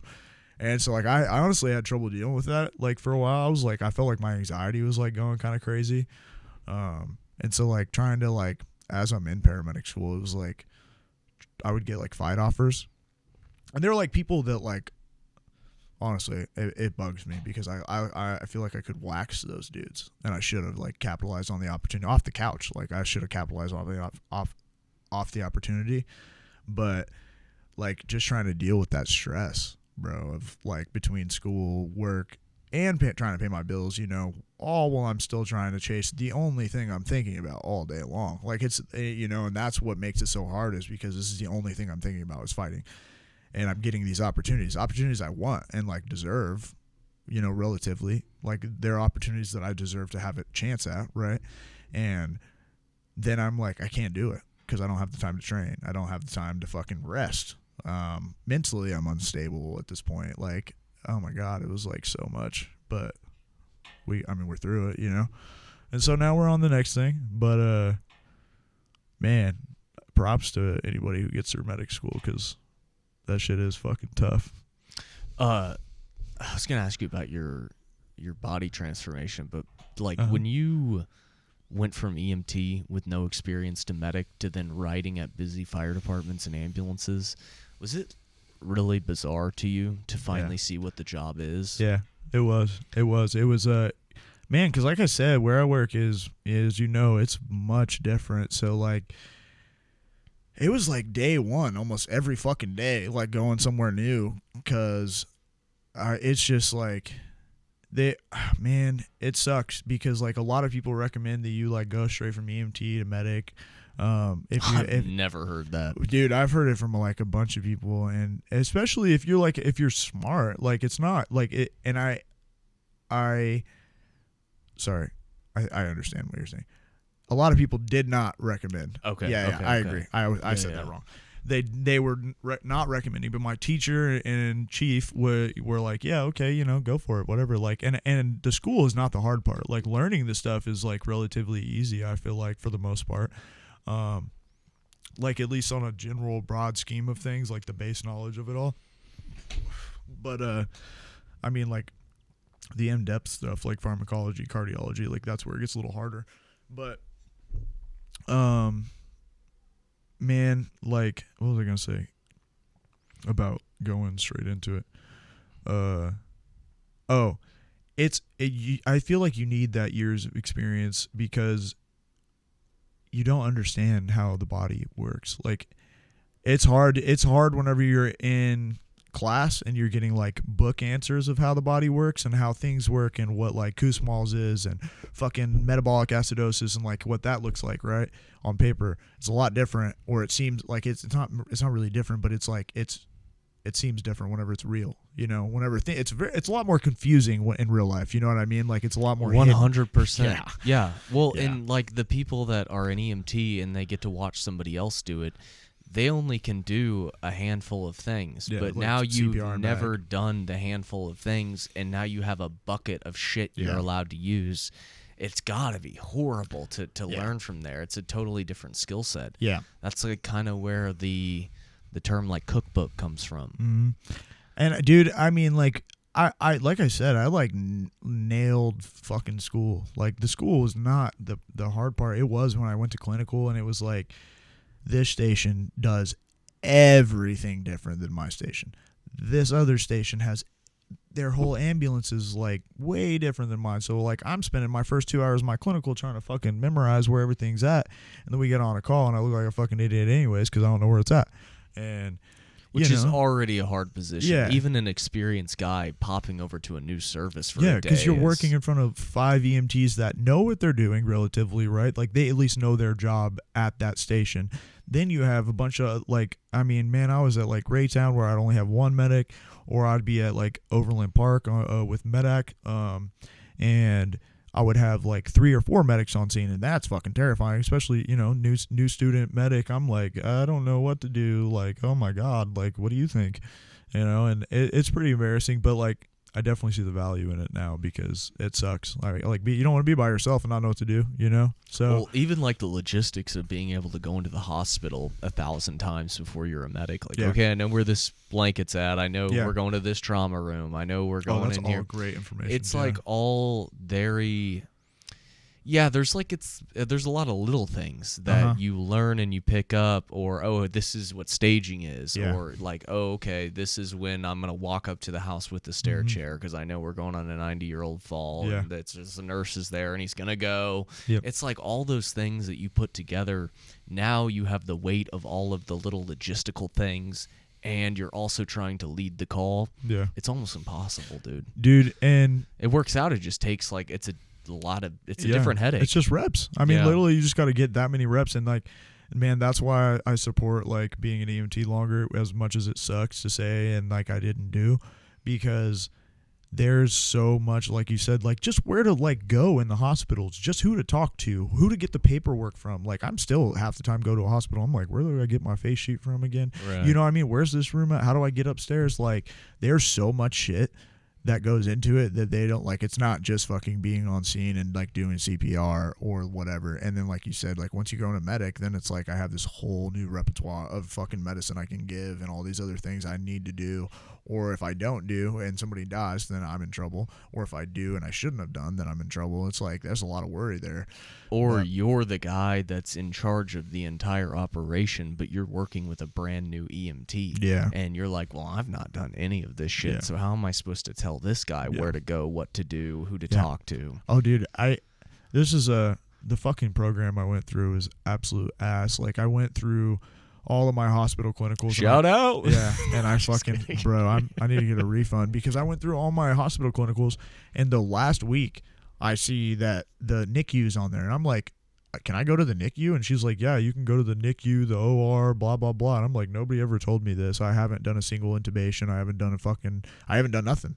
Like I've been in the ER fucking poking people on every single one of my clinicals, and you're sitting here checking every fucking hour that I've ever had, allegedly, and telling me that nobody's going to mention this to us. And I wasn't even the only person. There was only 3 of us left by that point. Like we started with 15, and by that point there's only 3 of us left, and none of us knew that we could do OR or any of the NICU or none of the other shit. That's crazy that you say could have. Like that was an intrinsic requirement. Is there was 16 ER, 8 fucking ICU, 4 OR, 2 peds. My boy up in Maine, it's the same way as you're talking about. It's crazy that I went through this program like that. And dude, I'm not one to like be a sore loser, but my mom was like, you should go up there and talk to the counselor and request a refund for your education if this is how it was, because like it's I swear to God, like it's just crazy. Like I thought I was learning a lot, and I mean like I learned some stuff, but like, bro, it was terribly ran. They would like this is kind of on us, but like we would do our classwork and then we would like run scenarios, and we'd run like 1 per student, and our instructor would be like, all right, you guys want to get out of here at like noon, you know, and we're like supposed to be there till 3 or 4. So like obviously we're gonna be like, yeah, like we thought we did good, we think we've been learning, like yeah, let's go home. So like we're running half the amount of scenarios we should probably be running in class and shit, right? And like I said, like it is kind of on us, but at the same time, like I don't know, how the fuck am I supposed to know? Yeah, but it shouldn't be an option. Yeah, exactly. Any student's gonna offer to go home, and like you don't realize the impact that had on you until your first call, and then you're like, oh my god. Yeah, 100%, and that's how it goes, bro. And I mean, the fuck, I'm a quick learner, and luckily I ain't done nothing stupid yet. But like, it's just like it's that easy. Like, and like, I don't know. I'm pretty diligent in the fact that like I know that something bad could happen, you know, and complacency kills. So I'm trying not to be, you know, like that, because I don't want to be that guy. But man, it is hard because I'm not fucking stupid. Like I just didn't get taught this. I wasn't like I'm not the guy to like blame my instructors usually, but like whenever there's 15 people complaining about the instructors, and now I get through and I'm like, okay, I wasn't taught as much as I thought. Like it's kind of like okay, yeah, whatever. Yeah, I mean it is totally different experiences too. I mean you can definitely be set up for failure. What do you attribute your like complete body transformation? For people that don't know, like you didn't have a lot of fat to lose, but you were a big guy walking around 185, probably 175. Yeah. And now you're walking closer to what, 155? Yeah, I'm like probably 160, 158 right now. 60 if I'm heavy, probably 158. Man, I want to say like I stopped eating fast food like for like a year and a half, like not a single piece of nothing. But like I was still kind of like I was eating healthy at home. Health, like me and Collis, we talk about like being health conscientious. Conscientious. Is it? It's Collis. Collis. I keep calling him Colin. No, Collis. Yeah, Collis, Collis Stutzer. So we're a lot more like just health focused. Like I'm obviously not like. Can I get one of those waters? Thanks. No, can I get a water? Do you want one? What is that? Like a carbonated water? Yeah, I'll take one. Or yeah. Bet. Let me get that. Let me get that pen too. Yeah, it doesn't matter. I'll take that. No, so we're like health focused, you know. Versus thanks, brother. Versus being like 100% strict, because like I'm not like I said, I'm hot and cold, so like I'm not the type of person to be like counting my macros and shit like that. Like we've tried so many times, and like I try for like a couple days, and I just have so much. I always stack my plate so full, and then like allow myself to get complacent, and, like slack on things, specifically like diet management. So we've learned to just like focus like on eating like good shit at home instead of bad shit. I think, and then while I started clinical, I was like not eating for like 12-hour shifts. Like I would just like, I wasn't, because I said, like I said, I'm hot and cold. So I would like not meal prep, and I would just fucking like not eat for 12 hours because I didn't want to eat junk food at the hospital or whatever. And I like lost a bunch of weight, not eating fast food, not eating junk food. And then not eating. I was like fasting, because my initial goal was to fast, and then it turned into like 16 hours because it was weird. I went into this like food disorder type of thing. Like I would like not eat for so long that, you know, then I would not be hungry, and like I would try to eat and I would take 2 bites and I'd be like full or sick. Like it was not good. It was very unhealthy. And then so naturally I like was like, oh fuck, this is bad. So like I started training myself to eat again, because I realized that's what had happened. So I started forcing myself to eat like a little breakfast and a lunch and dinner. And now I eat good amounts, and like my diet's all good and everything now. Like I'm eating quite a bit. But I've just been lifting. I've been running a lot. And that between the cave and training there, I just haven't put any weight back on. I think I just lost a lot of muscle is what it was. I was like literally just not eating and starving, and my body was eating my muscle away. And fucking, to be honest, like it's kind of sad to say. It's not like anything crazy. I wasn't on Ozempic, but I mean, I did lose the weight, and like I'm in shape and I feel good. Like I was working out the whole time too, so it was like I was just burning through probably calorie deficit, shit like that. Well, this sets you up for 145. Yeah, or a short notice 55 instead of having to plan 6-8 weeks out. What are you looking at 45 now as your primary division? Yeah. I've never had there's been like a couple guys at 55 that like I felt at certain points during fights that were like maybe had an edge in strength, but like didn't get them a victory over me by any means. Like I've been held down by somebody and got up and beat them up, Yeah, there's only been like 2 or 3 dudes I think that like I felt like were stronger than me through the whole fight maybe, but like I had better technique at certain points or whatever. But so like I'm not really tripping on 55, but like at this weight, why not just go to 45? I would love to be a bully at 45. I think I'll look pretty shredded too, after like a camp and like really dial in at 45. I think I'd be a monster. I hit pretty hard, like even for the dudes at 55. So I think like I'm shutting dudes' brains off at 45 for sure. So you have over 10 fights. How quickly do you think you'll go to the pro? I'm ready. I'm never fighting for free again. Here recently, like as I've been training out of school, I've been like trying to look at opportunities for fights and stuff like that. I was recently trying to get a couple boxing matches lined up. But it just didn't work out, whether it was me or my coach or whatever, timing, like stuff like that. It's coming, the right opponent, whatever it was. But like I said, it's coming. I'm ready to get back in there. I'm ready to start fighting and like really get after it. I'm trying to, maximize my career. I don't know what it's going to be, what it's going to look like, but I'm kind of at the point where I've waited too long for like to plan it. So now it's kind of like, let's just go. Let's have fun. And man, like I'm competing with guys in the gym that are like high level right now that are winning. They're on winning streaks, and like, I mean, I love my boys. I'm not trying to hate on them, but like, there's some dudes in there that are really good that I'm fucking up. So, it makes sense to me. From a standpoint of one, I want to be a coach one day. Like that's like I said, that's all I think about is fighting. I want to be Rudy Bears one day, and you gotta fight. You know, you can't. Nobody wants a coach that didn't fight. You know, nobody wants an amateur coach. You know, I could be the greatest amateur in the world. Who gives a fuck? So I got to go out there and throw some hands a few more times, which I'm excited about. I need to get it off my chest. I think I can't stop thinking about how I owe it to myself and like my dad, my boxing coach, Larry Edgar from Authentic Boxing. He's a GOAT. Rest in peace. And shout out to Leanne. Larry Edgar Boxing Academy is what their new gym is called. But I just get, yeah, I'm not trying to fight amateur anymore. I literally don't even care. I will not fight amateur. I'll fight anybody pro, but I'm not trying to fight amateur no more. What if in your head when you think about fighting all day, what does the next 24 months look like? I would love to have 6 fights in the next 2 years at least.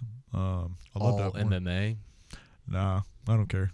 Really. I'm not really ready for bare knuckle. I'm not really afraid of it, but like there's just, unless they're paying like an astronomical amount more than what else I would do, like why? I don't know. I'm pretty good at the things I do. But do you see a reason to box, or yeah, if money. You can get 6 money for sure? You think the like early pro money for boxing is better than MMA? Yeah. Oh yeah. Like even the one, to be fair, like in the one show I was just trying to get on, there was like 3 different offers. They were like offering me $1,500 or like $2,000 to fight this dude that was like 9-3. They offered me like $1,200 I think to fight this dude that was like 4-0 maybe, or maybe it was less. I don't know, because we didn't get him locked in because like the first dude they had was like 1-2 I think, or 1-3, and they were offering me like $400. And then they were like, well, he's asking for more money. And his exact words, well, I'm coming off a couple of losses. Can you guys cover my purse? He wanted me and my coach to cover his purse, basically, with my purse. And I'm thinking, buddy, you're coming off a couple of losses. Like, why would we pay you more? Like, go win a fight, and then we'll pay you more, right? But, oh, well. So we didn't fight him. And then, like, the promotion, they were, like, trying to give me ticket sales. And 10 MMA. I have 10 MMA fights. I got 16 boxing matches and 2 kickboxing. Like I've done this 31 times, or however many that is. But 31. I have 31 fights across the platform. Like as an amateur, like I've done my time. Like you could fucking pay me like a band. Like that's not a lot. You're about to make 10,000 in alcohol alone. You know. And so that's where I was standing, and they were like trying to, you know, they try to do these like little swindle deals. Like, well, what about 100% of ticket sales? Blah blah blah. Okay, yeah, I'll take $1,000 and 100% of ticket sales. Like, wow, what the fuck? I'm the one fighting. You're not doing shit. You're not even paying your own money to do this. Like, what? And so, like, it just didn't work out. But, like, I told him, keep me in mind because, you know, next time maybe you guys have a little higher of a budget and you'll fucking pay me. But because I will sell tickets, but it's like I'm not going to not get paid. Like, the whole point of me doing this is so that I can get paid to fight, not get paid from my friends and family who want to come watch me. I want you to pay me to fight, and it doesn't have to be a lot, but they offer like that, around that, like about a band, $1,500 for your first one, whereas like MMA it'd be like maybe $700 to shows, another $700 if you win, which is, you know, around the same, but like that's going to continue for like 5, 6, 7, 8, 10 fights until like versus boxing. If you're like 8, 9-0, you can get like $5,000. You know, I had a buddy, we're not even really buddies, I don't fucking like the dude honestly, but he's like 2-8, and he got offered $5,000 to go fight this dude who was like 4-0. $5,000, and he went out there and got TKO'd for $5,000. Like, bro, what? Pay me. I'll go out there and beat this dude up for $5,000. The fuck? So yeah, I don't think they want you to beat him up. yeah, no, that's the point. Yeah, it was like fucking who was it? It was like George Frazier's grandson or somebody, some shit like that. But he did get beat up too. But let me tell you, he took his $5,000 though. When you like daydream about it though, do you see yourself in the cage primarily? Yeah. At the end of this journey? Yeah, I just want to fight, like just to like box, just to kind of warm up back to the cage. Boxing's like been my first love. Man, I'll always love boxing, and I think that like the truly best of the best are like some of the nastiest fighters out there. Like when it comes to all around fighting, some of the best boxers out there are nasty. You know, Manny Pacquiao would fuck a lot of dudes up, even if they can grapple. You know, he's nasty. But you got to think about boxers. I mean, like, you take them down, most of them can't grapple. Like, I was one of them. You start kicking them. Most of them know how to check a kick. That shit hurts. Like, now I know how to kick. Now I know how to grapple. So, like, now I'm a lot better, you know? And that was, like, my thinking when I was, like, a kid. And I was thinking that, like, oh, fuck, these wrestlers, even though I can punch, like, they're just going to take me down and fuck me up. And, like, that's what used to happen. Kickboxers, too. I would get kicked in the body, get dropped, you know, fucking spinning back kick to the liver. Or leg kick, and, you know, 3 or 4 leg kicks in, I'm limping. Like, oh, shit. So that's for me what it's all about is, like, as much as it is about them, like, money and, like, the fame and the shit like that, like, it's more about, like, the warrior that I could be, and it doesn't sit right with me to, like Mayweather. He goes around, he's like, I'm the baddest man on the planet. Well, you're not, bro, because if I kick you or if I take you down, like, then what? You know what I'm saying? But, like, John Jones is obviously GOAT, but I'm just going to use somebody smaller, like DJ, for example. DJ would fuck Mayweather up, right? Because he's just going to feint him a little bit and get Mayweather to start throwing punches, and then he's going to shoot on him, take him down, choke him out, or ground and pound him to death. So that's why I want to do MMA, because it's cooler. It's like, it's way more of a total all-around, like, warrior skill set. And I feel like ever since I was a kid, like, I've been building myself to be, like, the ultimate warrior. Not that I am by any means. I get whooped by people all the time, but it's just, like, what I've done. Like I wanted to be a Marine, which is, you know, one of the best military armed forces on the planet. We were talking about how you would maybe take a boxing fight, but ultimately, to remove all the asterisks possible, you want to do your career in mixed martial arts. Yeah. When I was going to ask, like, when you're daydreaming about it, do you think that you'll be fulfilled if you just do your best? Or what? do you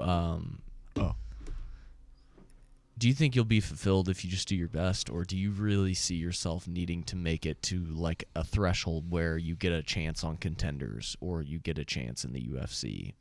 I think that I would be more fulfilled if I made it to the, you know, the big league. Who wouldn't be? That's true. Question, well, no, you're not, like, wrong. I mean, it's something you got to be real with. Like I said, I'm going pro, like, at 30 years old, which kind of sucks because, like, I felt like I've been ready or been there for a long time. But yeah, I mean, like, I've had to be real with myself, and, like, even, like, when I was younger and I was just starting at MMA, like, my goal was never really to, like, be champ. Like, a lot of people, they start and, like, all they want to do is be champ, like, be greatest of all time. I've always just wanted to be, like, a Cowboy Cerrone. Like, I've just wanted to be down to fight and, you know, have some great fights out there, look good, just be known as a warrior. So that's really my goal is, like, I just want to, you know, have a few more good fights. Like, I obviously want to be, like, undefeated and, like, or, like, have a really good record and all that. Like, I don't like losing at all. But, like, it's just really not my goal. Like, for a long time, it was just get to the UFC. Like, that's just all I wanted to do. Just make it so that way I could say, you know, I made it. Like, I did it. You know, fuck all y'all. Now I realize that, like, sometimes, like, in life, things shift. So, like, my goal right now is just to be a pro fighter. That's the small goal. Like, if my goal is to go to the UFC, like, right now my goal is just let's take a small step, you know, one small step at a time. I've been working on being a pro fighter for so long. Like, you know, it's that's why I want to do 25 years, you know, basically. Yeah, bro. And that's my thing is, like, I've grown up with all our friends. We were all going to play basketball. We were all going to play football. We were all going to go to the big leagues, and they all gave up. Like, everybody gives up. I ain't never gave up. You know, I've done some other things along the way, but like I said, it's all I think about. It's all I've ever thought about. So one step at a time, you know, and now, like, we're getting to a point where there's so many promotions out there that, like, pay like that at this point in the game. Like, now I do have kids, and, like, you know, it'd be cool to be champ, but, like, let's be real here.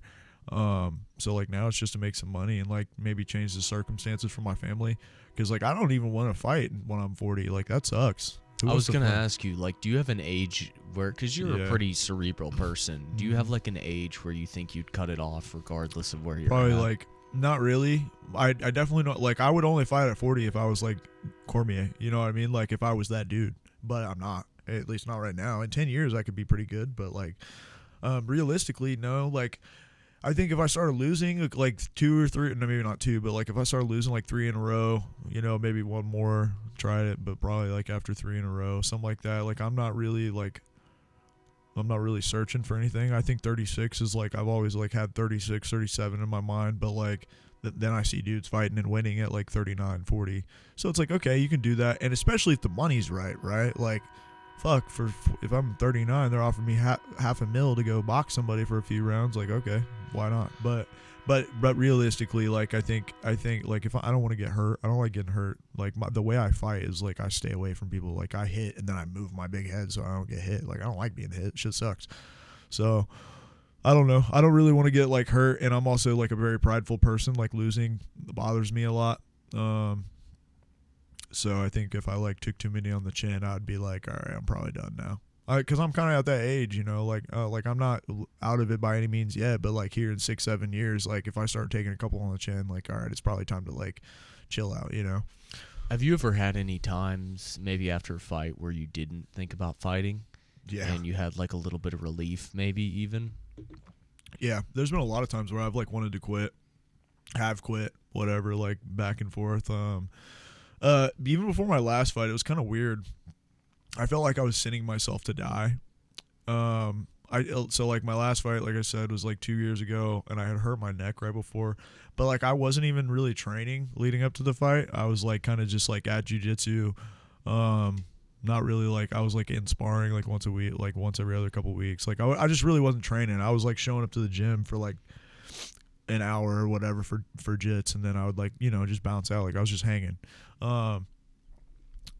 So like leading up to the fight, I was like literally, it was so mentally taxing for me, because I'm a big like preparer. Like I don't like I was saying earlier, the longer I have to think about the fight, the harder it is. But it's just because like I'm like a big preparer. Like I came from a boxing gym, so like we train, we run hard, we fucking work hard, we are in shape when we fight. There ain't no like getting off the couch. So like short notice fights, being out of shape for me was like weird. It was it was abnormal. Like I felt like I didn't deserve the opportunity.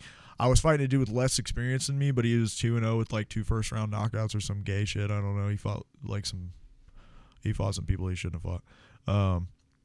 But he had a lot of hype, and I took the fight because he was talking shit about one of our teammates, Tori. And I was like, buddy, like, why are you're 2-0. Don't act like everybody's scared of you. Like, I'll beat you up right now. And so I took the fight. Anyways, leading up, I was like fucking crying, like I like at home, bro, cause just like over the fucking, I'm like not the person to cry, but I was like mentally so stressed about it because all I want to do is win, right? And like there's just not enough time to prepare. Shit was like going like kind of rocky at home between me and my girl. You know, we worked through it. We're still together to this day, but like it was hard. Like it was, she didn't want me to fight. Because my neck was fucked up too. Like that was the other thing. Like I said, I hurt my neck before, and so then I'm trying to train, and my neck's hurt. I'm coming home fucking bitching and complaining, like everything. Anyways, get to the fight, and I'm like hype. I want to like fight this dude and shut him up. But at the same time, like I'm worried about losing. The hype kind of got me. I felt like Jose Aldo, and he was Conor McGregor. Like that's what I felt like, and I should not have felt like that because the dude did not deserve to be there with me. Once I seen him at weigh-ins, I seen how fucking fat he was, and he was like, first of all, I try to walk in, 6-pack showing, and dude's like, you're looking kind of flabby, as he has back fat. I'm like, bitch, don't ever try to call me fucking fat, you fucking worthless piece of shit. And anyway, so I seen him there, and I was like, oh, I ain't finna let this dude punk me and all that. But like I said, I felt like I was sending myself to die, like because I knew how out of shape I was. I kind of ripped myself off. Like I had even actually at one point, the day before weigh-ins or 2 days, I called the fight off. Like I texted the promoter and Rudy. I was like, I can't do this shit right now. Like I just can't do it. And then an hour later, it ate me up. And an hour later, I was like, I'm sorry, I'm good. I'm back on. My bad. I'm so sorry. And they were like, cool, like all good. And they were like, you know, they probably get it. Obviously, especially Rudy, like, you know, my dog, he knows how it is better than anybody, and the promoter too, who's gonna know it better than at least up there with the coach, probably the promoter. So they were very cool. And like I said, we went to weigh-ins next day.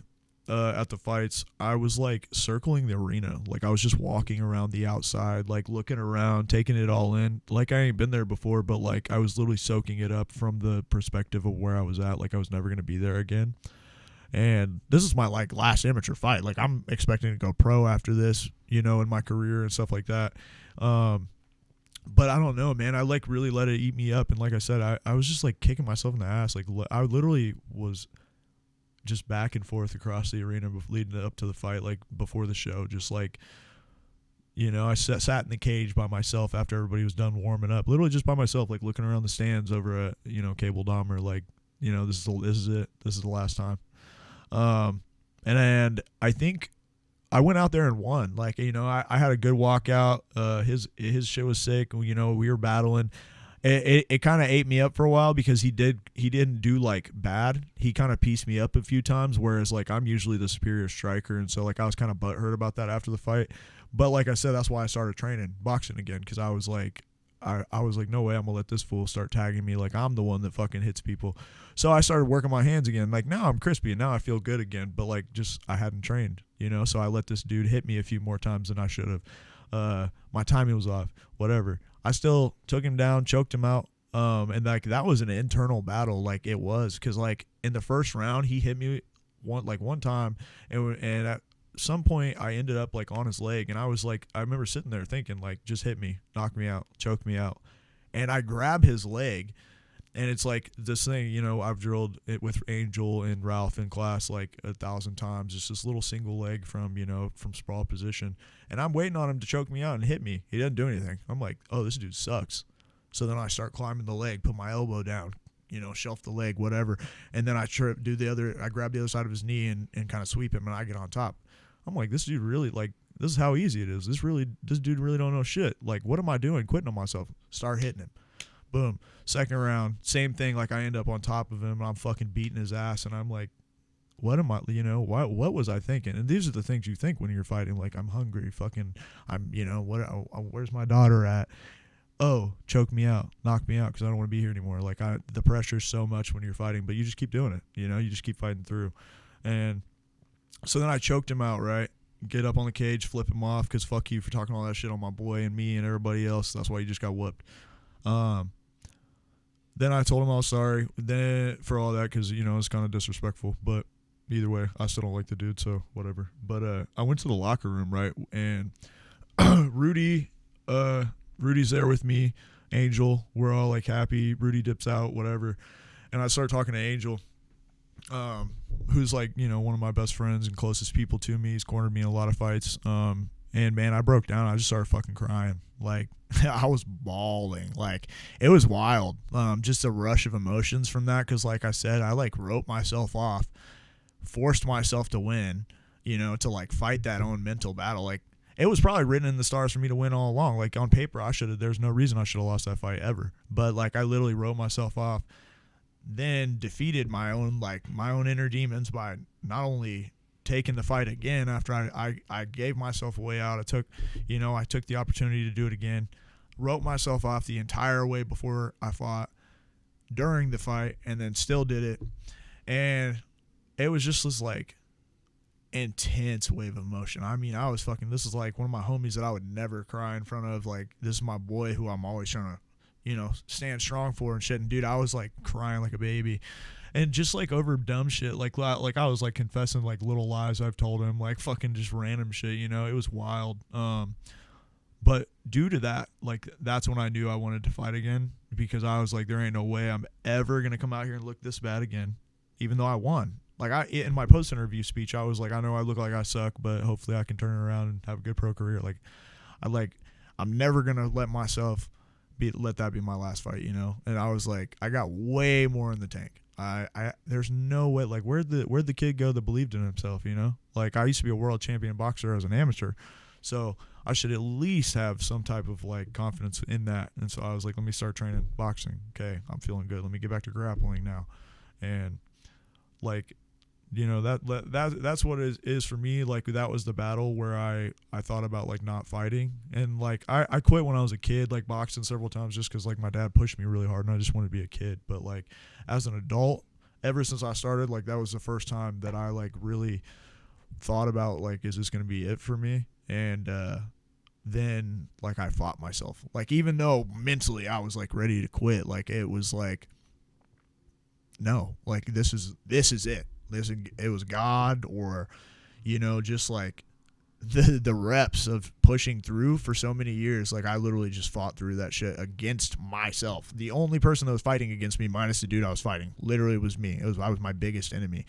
And so I couldn't let it go, you know, like I couldn't let the fighting go. I tried for a little bit. I took a break because my neck, I kind of had to anyways. And it was a hard evaluation for like a solid year. But I had a solid year to fucking think about it and work hard to make my neck feel better. And now I'm here and it's like, now I'm ready to go. I know that was a lot, but like that's pretty much like the biggest thing that I've like the time when I had to really evaluate, do I want to be a pro fighter? You know, that was the moment. And that was, I'll never take that for granted because it was a really great experience. Honestly, as my last amateur fight, which is going to be, I swear to God, because I had the pressure of somebody talking shit beforehand in the you know, like on social media at weigh-ins before the fight. Like, you know, it was a lot of stress, a lot of shit like that. It was short notice. I was out of shape, so like it doesn't get better. It doesn't like get much harder than that. You know, there's a lot of hype behind the guy at the time, like stuff like that. And so like that was a real good test. And like I'll hold on to that one for a long time to remember that I don't give a fuck who you are. I'm gonna swing my ass until the fucking bells ring or you knock me out, and we're gonna figure out how good you are. Because just second guessing yourself is like like I said, there's no reason I should ever let that dude be in my head like that, you know, or even be in my own head. Like it literally, you just gotta go. And that's kind of what I've realized about it is it's just really who's gonna like keep their foot on the gas. You know, like sometimes you can get knocked out or like you get in a bad position, you get subbed, right? But like it's the dude who's gonna like push more in a scramble, who's gonna keep going, right? Who's gonna fucking move their head at the same time as punching. Like it's not who can stand there and throw their hands the longest, it's who's gonna do it all, you know? And it's just like, I think it's a game of will, a lot of it. There's a lot of technique too, you know? Like that's the difference between like me and the GOAT Ralph, right? Like I think we both have a lot of will. He's got a lot more discipline, I'll say. That's actually probably the biggest thing. But like in terms of like talent, he's bar none, right? But like it's all will. He's done this off will. His discipline comes from will, right? Like it's just like an innate ability to stop. Like you can't stop, you know? Like it's just, you keep moving. That's why I like the nickname the Shark too. Keep moving.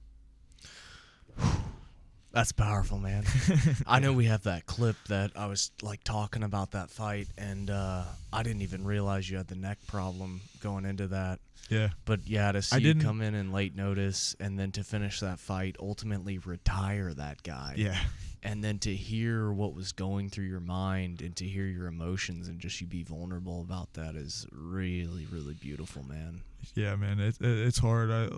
I've told a lot of people, I even said in a job interview one time, which I didn't get the job, that I think everybody should fight in front of people one time in their life, because it's either the most satisfying feeling to work that hard for something and it pay off, something extremely hard. And then if you lose, it's also the most humbling feeling, and it sucks, but it's very pure. Like I've never gotten more better than after a loss, you know?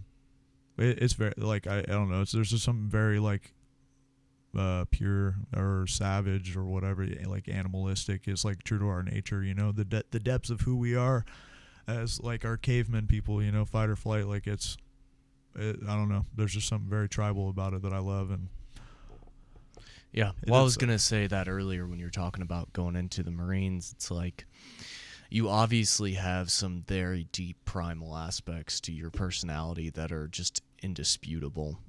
Mm-hmm. It's crazy, dude.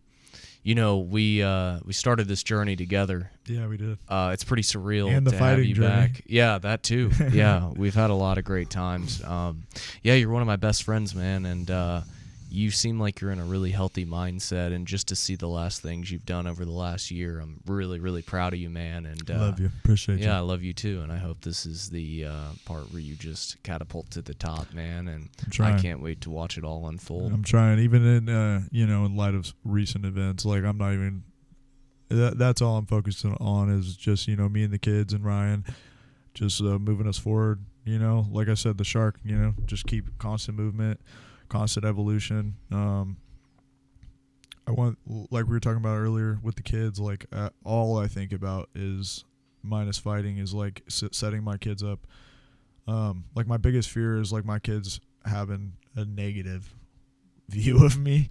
Like oh my God, I'm about to cry thinking about it. But just my kids growing up and hating me or like not liking me for certain things, you know?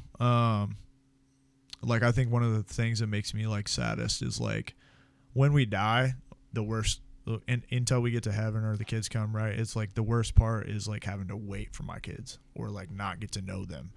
And so I just like, I've been trying to like really focus on how I can improve myself and improve them. So like I started painting, I started learning the guitar, and like my kids love to paint now. My kids all want to play the guitar. Like I have 2 ukuleles and a guitar, and like we're like a fucking shitty little band in the garage. Like I'm out there shredding on my guitar. Vader's coming up and he's like strumming his fingers on it, fucking breaking my strings. And then both my girls are on the ukulele or whatever, and it's just like, you know, I learned Portuguese too, and like my older daughter, she's learning Spanish now. You know, like it's stuff like that. See him. Yeah, that's what makes it good. It's like I love the kids. That's what I was talking about, the fulfillment, like seeing them do shit that like they just think it's cool because like I'm doing it, you know. And then like it makes it even cooler for me because I'm like, oh my God, I want to teach you. Like I want to learn it. I want to learn it all so I can teach you how to do it all. And man, they're amazing. Hell yeah, dude. Remember when Blakely was like a week old and I brought her to the gym? I do. Yeah, I do. I got a picture. I was thinking about that on my way here. Yeah. We'd known each other for a long time. Yes, sir. Yeah, we met kind of in a weird way, too.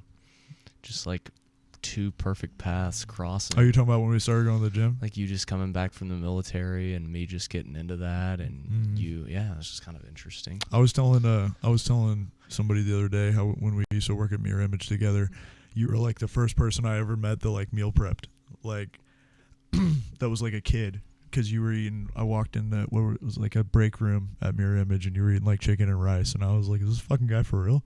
Like that's crazy. Like, you know, like I just never seen anybody do that before, and that was fire. And that's, you know, you are the one. I've seen your discipline can be bar none sometimes, so that's pretty fire. Sometimes. Hey, dude, I love you, and thank you so much for doing this. Yes, sir. I love you. Rund, you're the man.